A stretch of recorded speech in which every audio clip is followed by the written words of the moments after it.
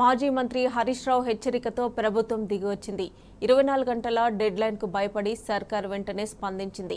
మల్లన్న సాగర్ నుంచి కూడవెల్లి వాగులోకి ఇరిగేషన్ అధికారులు నీటిని విడుదల చేశారు.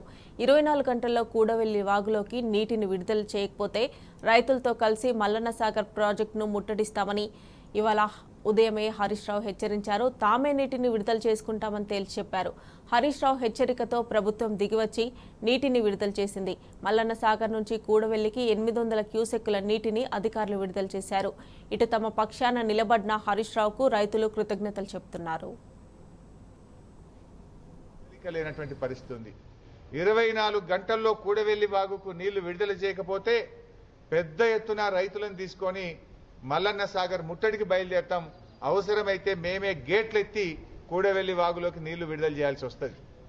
ఆ పరిస్థితి రాకముందే ప్రభుత్వం కళ్ళు తెరవాలని, మొద్దు నిద్ర నుంచి బయటకు రావాలని, తక్షణమే కూడవెల్లి వాగులోకి నీళ్లు విడుదల చేసి 10,000 ఎకరాల్లో పంటను కాపాడాలని చెప్పి ప్రభుత్వాన్ని డిమాండ్ చేస్తా ఉన్నా.